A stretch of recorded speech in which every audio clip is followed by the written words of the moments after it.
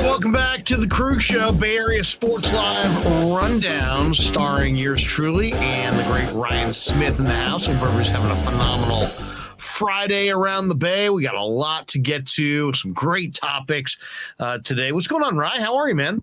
Oh, I'm my stomach's churning a little bit just before this game. I'm not gonna lie. I'm a little worried after watching what happened to Boston or what happened to Miami. Boston bounced back in a big way and took game 2, and now rolls back to Boston for games 3 and 4 in the Eastern Conference Finals. We saw that last night. The game that Rye's nervous about is tonight's game 2, Western Conference Finals. The Warriors and the Mavericks. Golden State won game 1 convincingly. What will happen in game 2? That's going to be one of the 5 topics that we tackle today. All right, yeah, let's get right into it. All right, in your opinion, what are the keys to game 2 tonight? Well, you just know Dallas is going to fire a huge energy at the beginning of the game. They're going to bring a ton of energy. They're probably going to hit some threes. They're going to make a big run. They're going to try to come out in the first quarter and establish that it's a whole new world order from game 1, that game 1 was an aberration, and they're going to bring a lot of energy and a lot of energy at the beginning of the game. I think it's really vital that Golden State match that energy.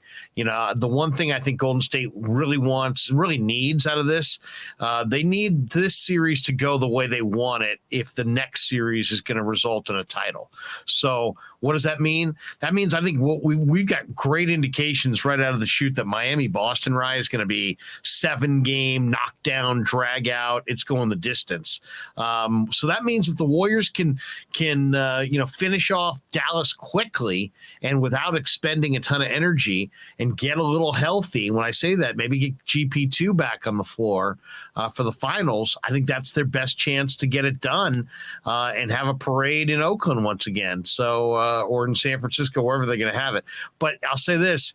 Dallas is coming with a ton of energy and a lot of offense at the beginning of this game.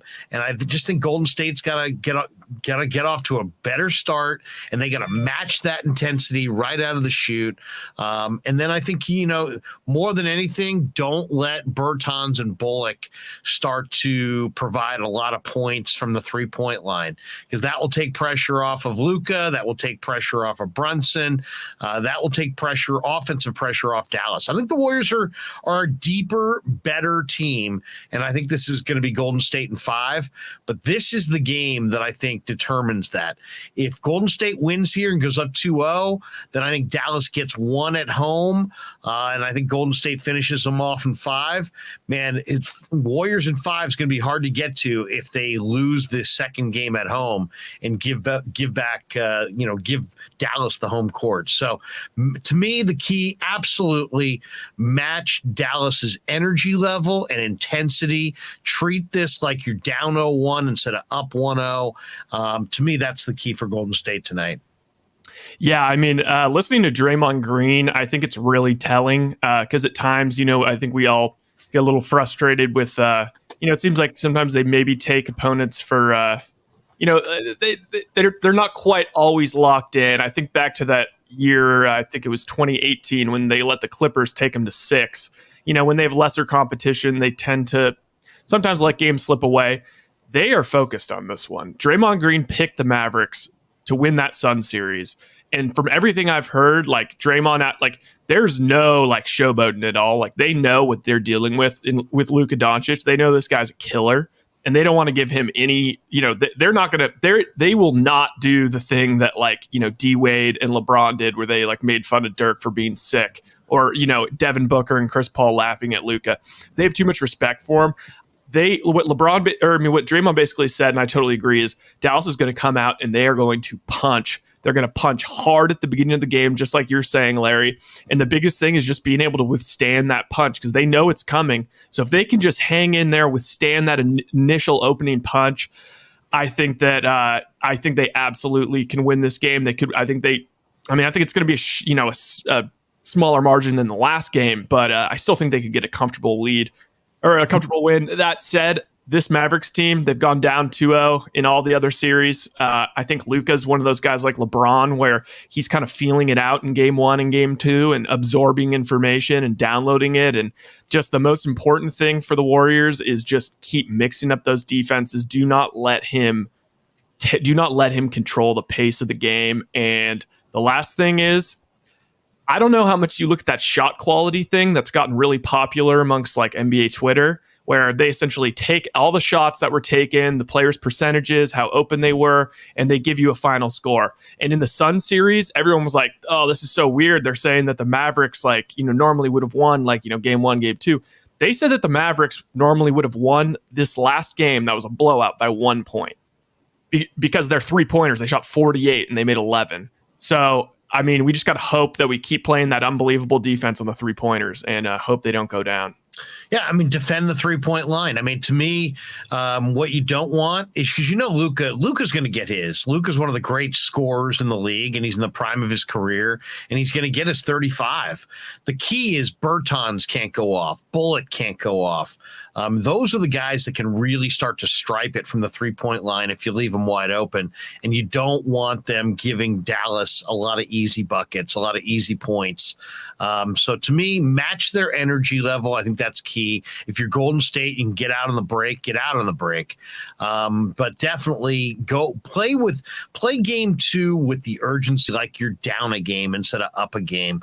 Because I think, where this series is really going to be won is if Golden State can give Dallas no chance at all in the first 2 games. And Dallas is a real question of whether or not they belong on the same floor with Golden State going into that third game. The other key here is don't fall for Jason Kidd. I mean, Jason Kidd is saying all the right things in the press conferences. Hey, Golden State, I mean, can we even score? Can we always, can we even hang with Golden State? Can we even stay on the same floor with? Don't fall for any of that. He's playing down Dallas's chances, and he's doing it expertly. But don't fall for the banana in the tailpipe. Don't fall for the trick there. Dallas is going to bring a ton of confidence and a ton of energy and a ton of resolve into the beginning of this game. It's time for Golden State to match that intensity and throttle them. If you can take their best shot tonight and put them away and win convincingly, I think you're more than half. Even though you on the paper will be halfway to the series victory, I think you'll be beyond halfway in reality. So huge game tonight. This series will hinge on this game 2, and Golden State needs to match the intensity and deliver the knockout blow and not give Dallas a chance or a belief that they've got a shot to win this series. Yeah, and I think another big thing is just Steph Curry. He was great in the third quarter. As stupid as it sounds, I think it was really important. When you saw him dancing after he got it going, that's what they need. I don't know if you saw the beginning of the game when Curry was missing those free throws. You saw like Luka was trying. He was talking a little bit. He was trying to. He's an apex predator out there. All right, and when you're Chris Paul and you're Devin Booker and you don't have the experience, they got sunned by that man. They got sunned by him. The Warriors, Steph needs to be Steph. He doesn't have to necessarily score 40 points. He needs to have that swag. He needs to get the crowd going. Because the thing is, with a guy like Luka has that same like magic it factor that only a few guys I've ever seen have, that Curry has. When he gets it going, he can demoralize another team. So Steph has to keep that swag. He has to keep coming. I love when he's doing his like crazy move. I love the way the Pool's playing with confidence like that. Like that's what you got to do to this team. You got to make it feel like it's insurmountable. And just cut off the head at the best you can. Jordan Poole's a great one too, Rye. I should have mentioned that. Thanks for reminding me. Jordan Poole, this team is lethal when Jordan Poole's feeling it. Get him going early. Get him going almost early. More so than Steph. Yep. Get Jordan Poole going early. You get Jordan Poole going early, and he starts to scowl and flex, and the fans are into it, and there's energy in the arena. I mean, don't you think Golden State has a cannot be beat feel when Poole starts to light it up? Absolutely. And I think that's the biggest thing is that people have been seeing the Warriors, especially versus Memphis, have been looking a little mortal. They had like a 5 year, whatever, 3, 4, 5 year stretch, especially when they got KD. And it was like, people basically didn't even want to give them like their flowers, as the young kids would say these days, like as a good team, because they just said like, it's not fair. They're cheating, basically. Like they're too good. They're unbeatable. You can't even. So we need to put that back in people's minds. Like this is still that same nucleus. These guys, it's a mental thing. They are champions, and you're not going to get over on these guys. They're not going to roll over. All right. Should be fun. Get Jordan Poole rolling early, match Dallas's intensity, withstand their best shot, and deal them a knockout blow. That's what I want to see tonight. Get the crowd into it, man. Get that crowd into it. When the Warrior crowd's sitting on their hands, it feels like impending doom. When the Warrior crowd's up out of their seat and the place is rocking, it feels like they're borderline unbeatable. Absolutely. And Kurt even said that. He said, there were some late arriving fans, and he's just like, you guys, get there for this one. Show up on time, be in your seat, and be loud. Yeah. All right. Now moving on to the next topic. All right. This is just kind of a broader, Trey Lance concern level. A lot has been made, a lot of stories. It seems like every day there's some anonymous person within the 49ers organization, basically saying that there's concern over Trey, and, it's Chris Sims is ranking him 31, and, people are just all over the place. So I think it's just a good time to get a check in on your thoughts, your concerns with Trey Lance. But first, I'm going to play a little snippet of our boy George Kittle on the Pat McAfee show and his thoughts on Trey Lance. He was a professional every single day. He didn't complain one time. He showed up. He worked. He started. He got us to an NFC Championship game and helped Trey along the way. And so I thought Trey took a bunch of steps forward. And for Trey to become a really good quarterback in the NFL, he needs reps. And so once this kid gets a lot of reps, just watch out, because some of the things I've seen him do in practice kind of mind-boggle me. So I'm waiting for it. Yeah, all right. Yeah, just a little snippet there. So floor's yours.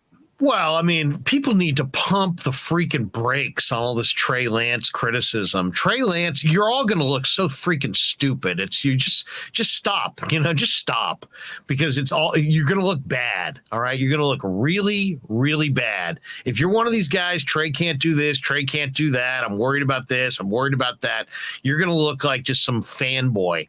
Trey Lance is got it all. He's got the physical, he's got the mental, he's got the desire, he loves the process.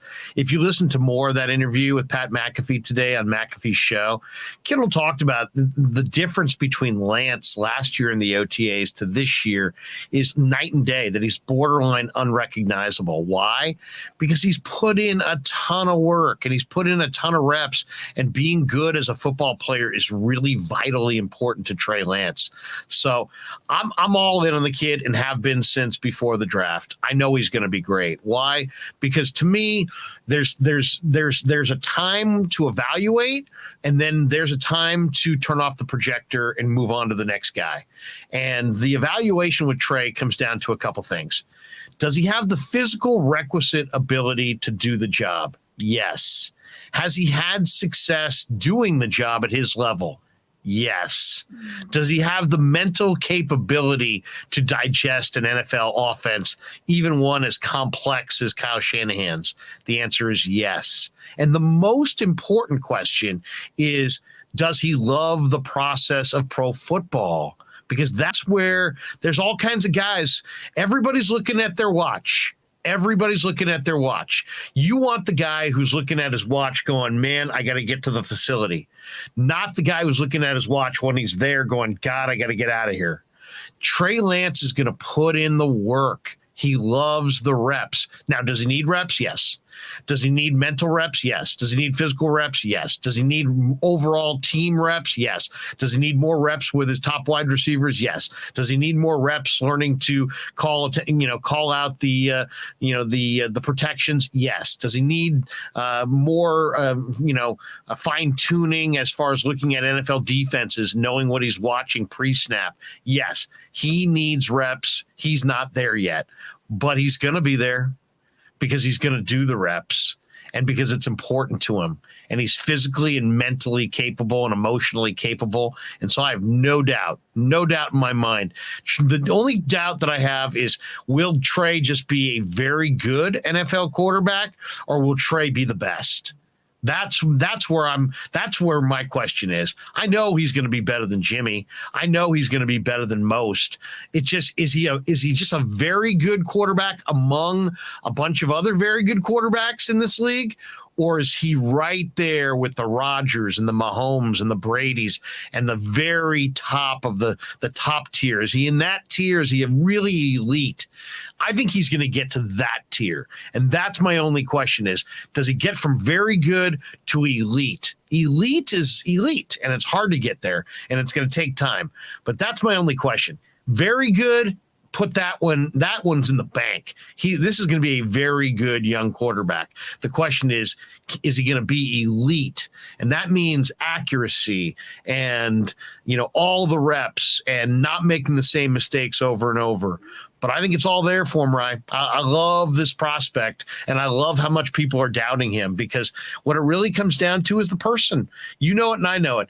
If you could scout the person, you got a really good idea about the prospect. In almost any walk of life, at your job, you tell me you're going to hire a new guy. Is he smart enough? Is he diligent enough? Okay, and then does he love what we do? Yes. Does he live to get better at what we do? Yes. Once you get a couple affirmative answers to those key questions, then it's just a matter of time, right? Just give it some time. So give Trey the proper amount of time. I think what you're going to see in camp is just a huge eye-opening experience, that this guy is dramatically better in every phase of the game, from his recognition to setting protections to his accuracy to his mechanics to his footwork, and it's going to get better and better and better from there. So there are people that are worried about Trey Lance. There are people that doubt Trey Lance. I'm not one of them. As you can tell, I'm all in on Trey. So if he falls on his face, you say that Krueger thought he was going to be good and Krueger was wrong,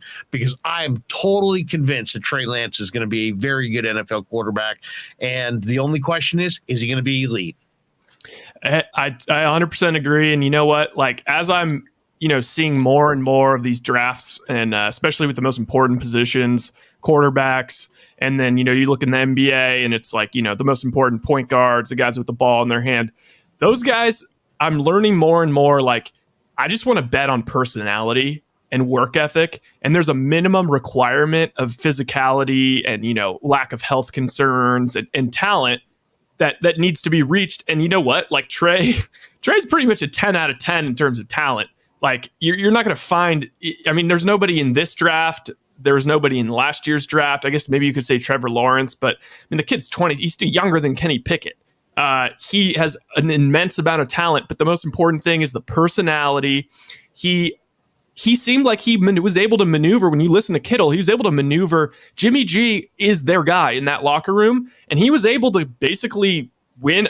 I don't know how. That just shows he must have a strong personality, in like a very good personality, a winning personality, somebody you want to be around, because, they're all basically like, yeah, I'm like in for Trey now. Trey Lance is now at George Kittle's tight end university camp with Kelsey and all the boys, and he's the quarterback throwing to him.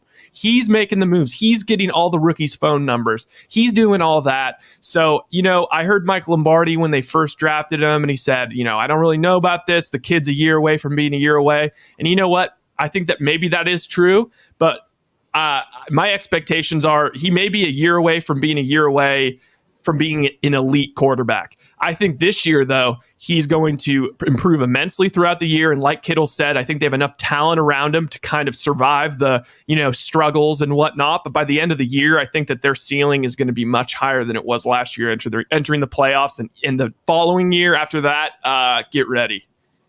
When this kid is kicking ass, remember, and I hate people who say this, but I told you so.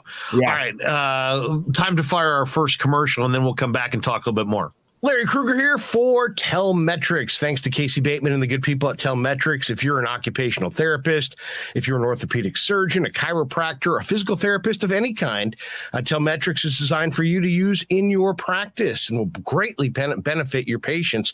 Telemetrics uses computer vision and artificial intelligence and provides a platform for outpatient rehab therapy services, both in the clinical and the telehealth environments. So using Telemetrics can improve your patient's experience and much more. So for all your sports injury needs, or if you're a physical rehabilitation specialist of any kind, call and make sure you use telemetrics.co, Telemetrics.co. And thanks to Casey Bateman and all the good people at Telemetrics for being a proud sponsor of the Krueg. I'd like to thank our sponsor, Dan Coach Emilio. Dan is a buddy, and he is a phenomenal retirement planning specialist. And you can contact him today at securemoney.com or at his number 925-628-9966.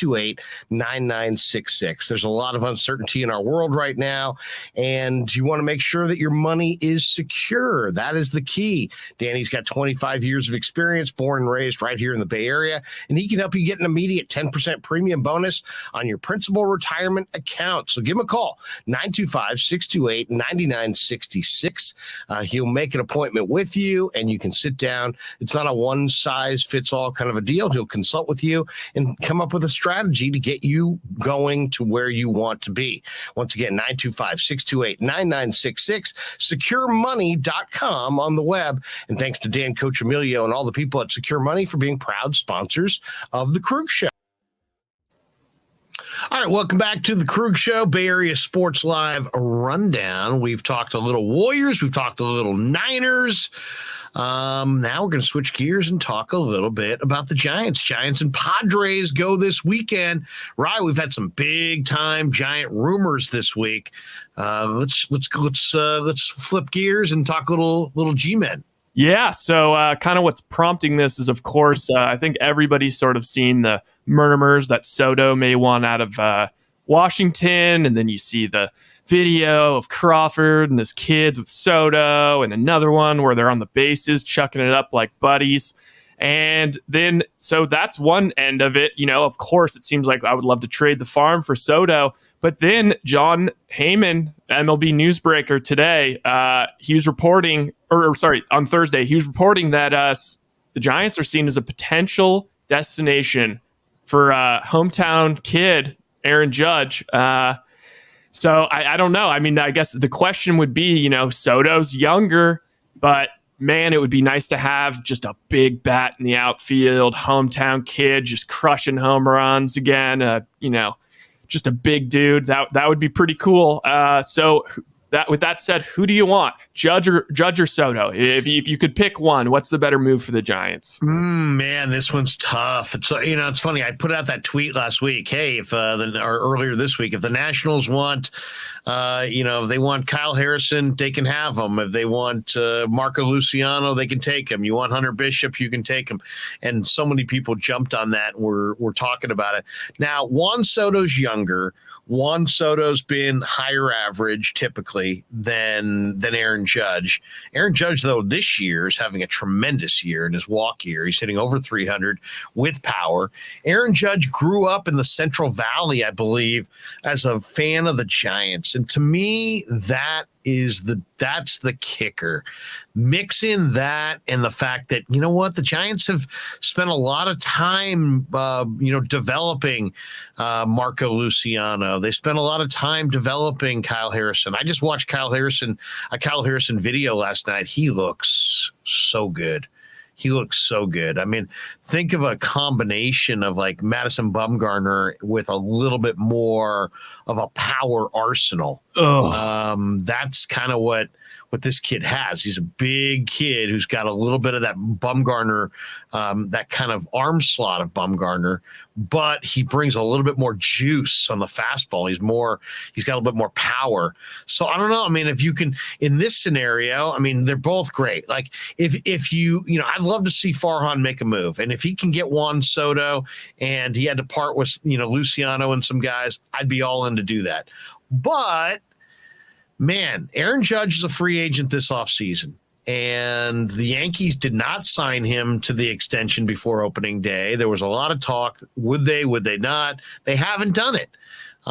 They offered him a good amount of money in an extension, and he turned it down. And who knows? Does he want to be in the Bronx or does he want to come west?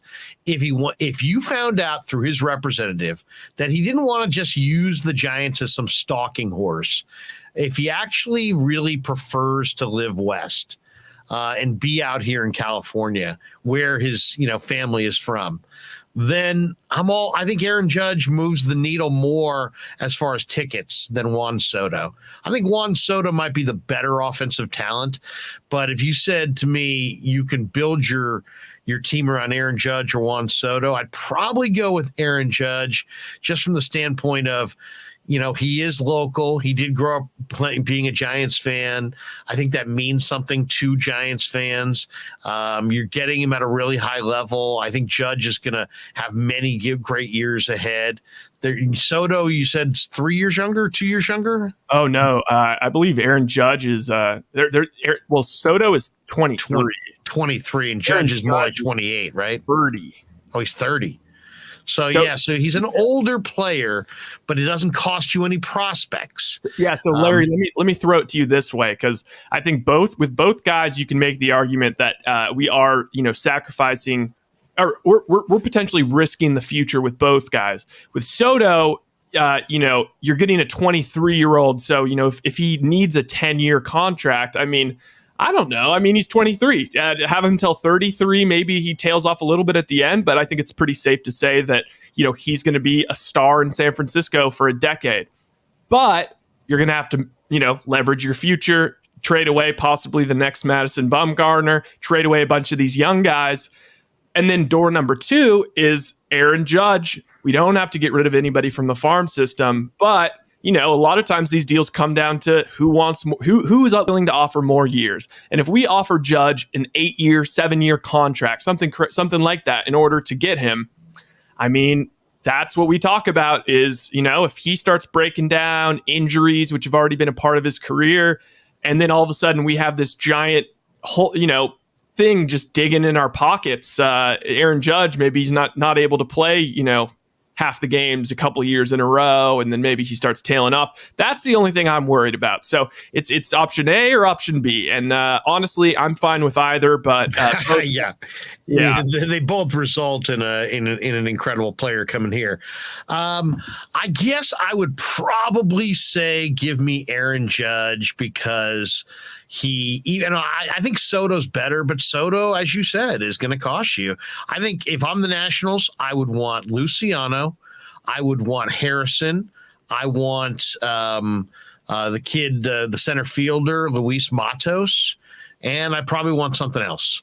So, those are your 3 top guys. And so it depends. Is your vision for the future of the Giants in the World Series, does it include Kyle Harrison and Luis Matos? How much do you believe in these prospects? If you believed in these prospects fully, then maybe I go the Judge route. If I really didn't have a great feeling about the prospects and I felt like I could make the move, then maybe I would go the Soto route. Soto is younger. So, you're talking about a player that could be a fixture for the next decade. It's really, really tough because then the one thing the Giants do have tremendous, they're flush with is cash. They got money. Do they have endless prospects? No, but they have more money than they have prospects. And since Judge will cost only money and not prospects, I'm going with Judge. All right. I love that. Okay. Now moving on.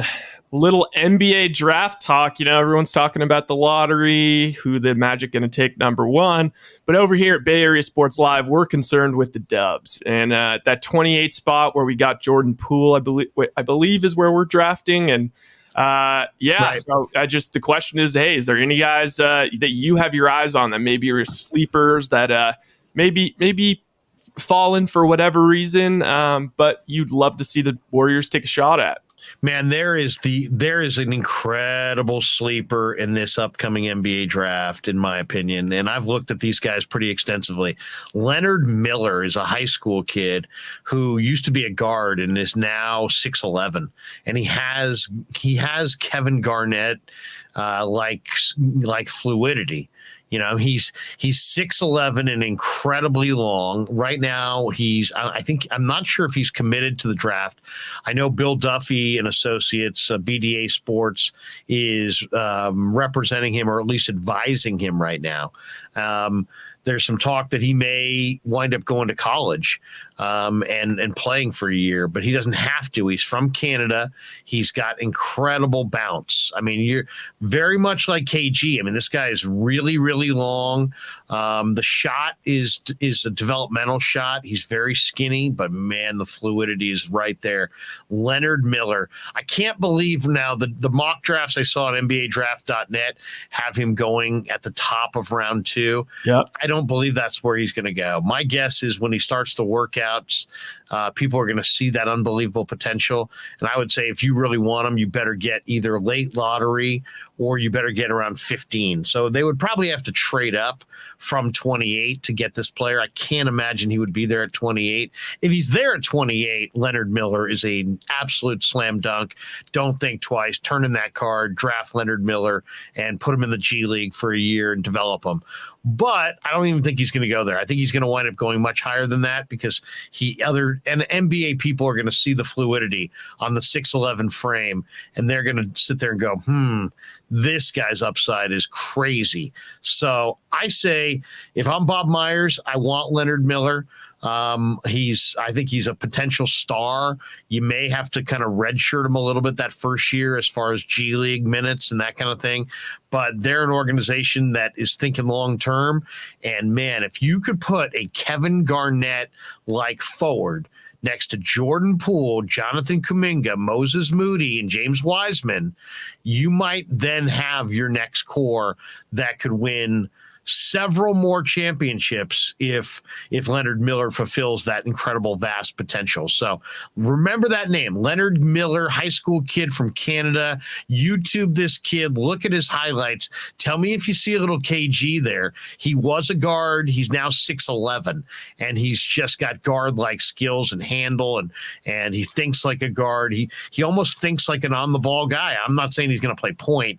I think he's probably a stretch 4 or a stretch 3, or I'm not sure, maybe a stretch 5. I'm not really sure. I think he's a front court player, but the handle's sick and the fluidity is off the charts and the youth and upside is immense. So remember that name, Leonard Miller. Come draft night, if the Warriors wind up with Leonard Miller, you heard it here first, and tell everybody that that Leonard Miller is going to be a monster. Krug told you so.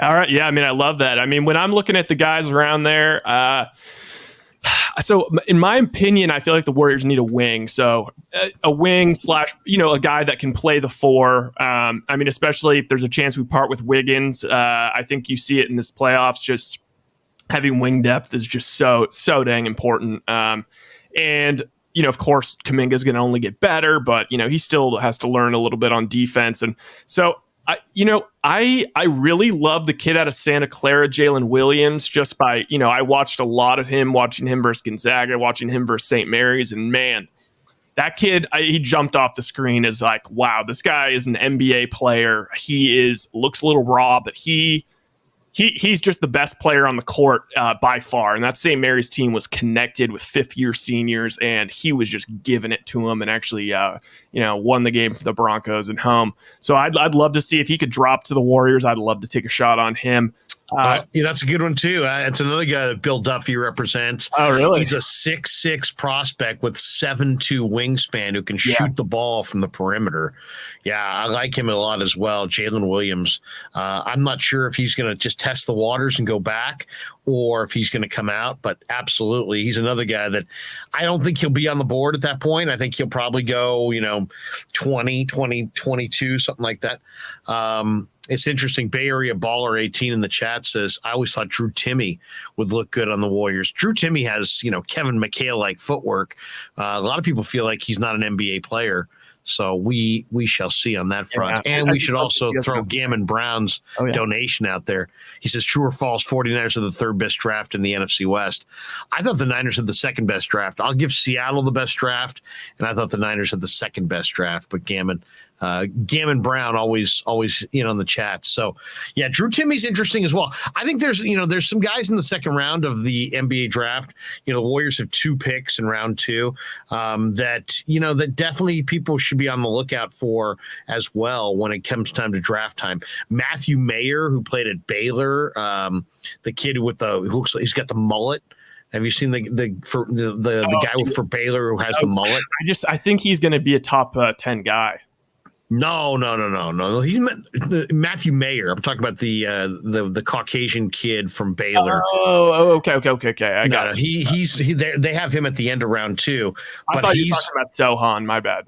Yeah, but then there's there's some other guys too. I really like Gabe Brown from Michigan State, who shot the ball I think from 3 at like 46% this year.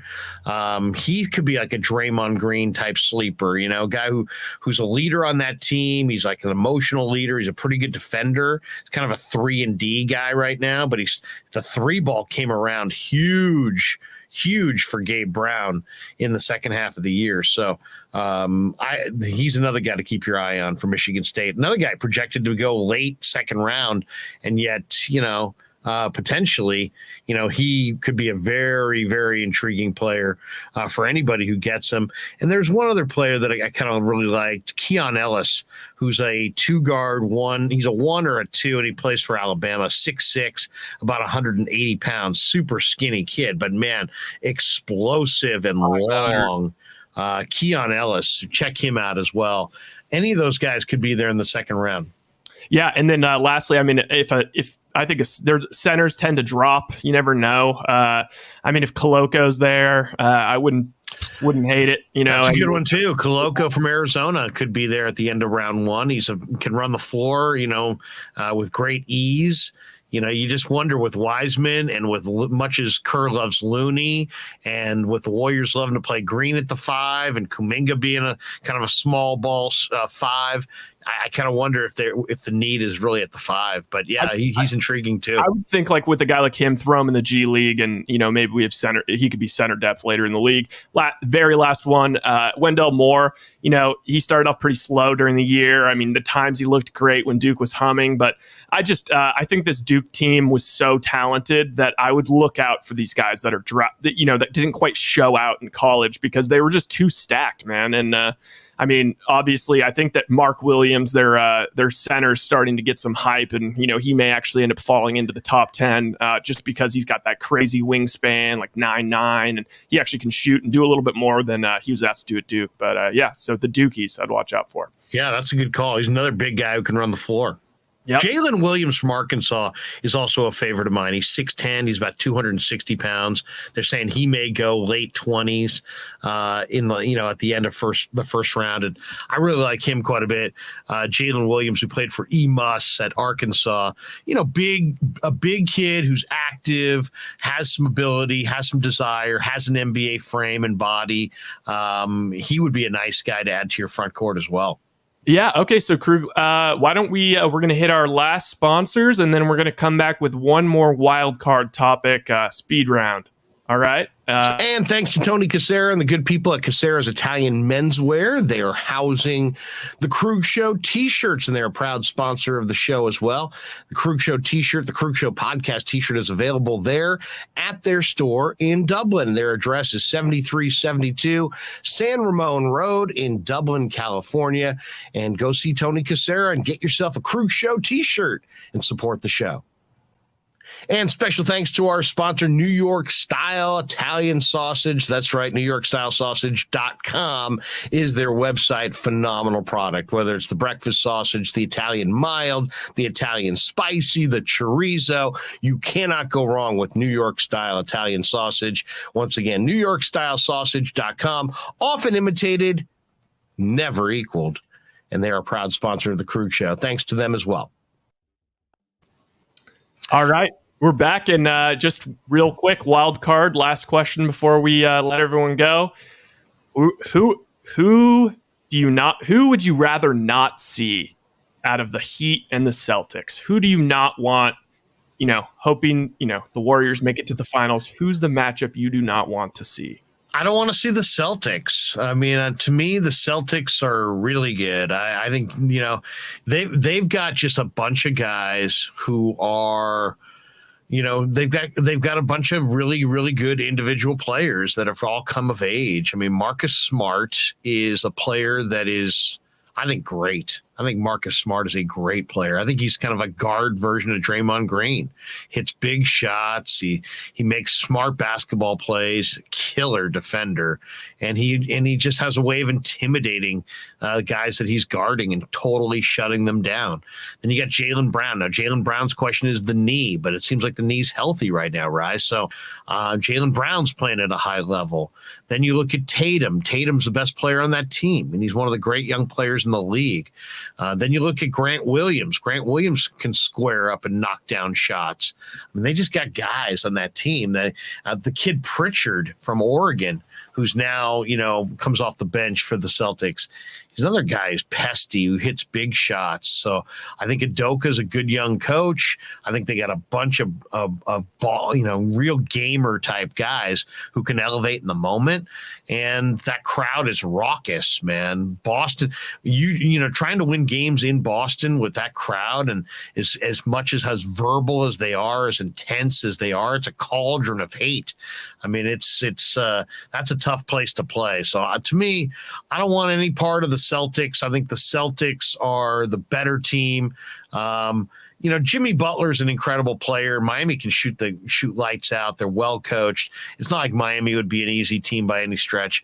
I just fear the individuals on that Celtic team a little bit more. And there's a few more that I didn't even mention that are factors for them. So I'd much rather have Miami than Boston. How about you? Yeah, I'd much rather have Miami than Boston. If it was Miami, I'd pick the Warriors in 6. With the Celtics, if the Celtics had home court, I would pick the Celtics to win the series versus the Warriors. But you know what? They don't. The Warriors have it. I think the Celtics are the better team in terms of matchup. I think that it's going to be a little bit more like the Grizzlies series, where that's a lot of young, athletic, long guys. Rob Williams playing that Jaren Jackson role, Al Horford, veterans, just disruptor, good passer, kind of a taller, older, little bit does some sort of the Draymond Green stuff. So I don't want to see that team. They're chippy. Their crowd is going to be insane. That series is going to just be chaos, and it's going to be too hard to predict. I would say the Warriors, the Vegas line would open up Warriors like minus 130, something like that, just solely because of home court. And I think that I think that the only way we win that series is if the lights are a little bit too bright for these guys. And, Smart starts chucking threes and playing outside of himself. And, Tatum, curls up the way he did in the second half of that Miami series. But, man, it's going to be tough. I don't want to face either of them. But if I had to, I'd definitely pick Miami. Yeah, the thing about Boston too, it's like it's on one hand I don't want to see it, on the other hand, damn, I want to see it. Yeah, I know. What I mean, it's like I really do want to see that. I want to see Golden State get over, and I guess I would take whatever is the easier path. But man, I would love to see. In some ways, I feel like this Warrior title contender isn't going to get their full love unless they can knock off a Northeast monster in their backyard for one of the titles. It's not enough to just beat Cleveland every time. They're going to have to beat a big-time team like the Celtics.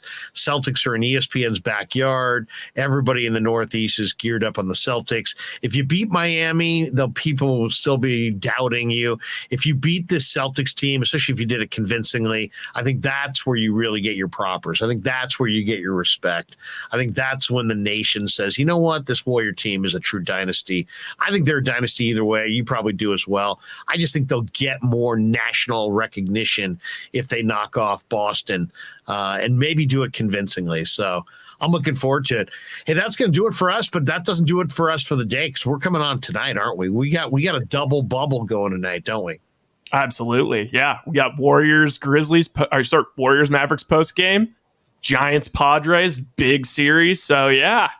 Who's in the house tonight? Who you're going to be there, right? Is Coach going to be in the house? I'm sure Coach is showing up. I think Cy may be showing up a little bit late. That's right. Cy's got a huff paint before the show. How about Kylan? Are we gonna get Kylan on the show? We're gonna give her the invite. I'll send her an invite. Send her an invite. Know. She never knows. She might show up. She always adds to the proceedings, especially when, you can't have too high of a percentage of sober people on the panel. Exactly. You know what I mean? It's always good to have as many sober people as possible. So what do we got? We have Warriors. What's the tip tonight? 6:30?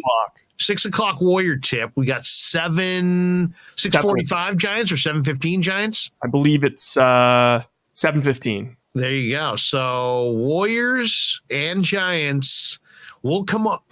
Will come on after the Warriors finish, even if the Giants aren't done. So as soon as the last seconds tick down in Warriors Mavericks, we will jump aboard and talk a lot of Warriors, talk a lot of Giants.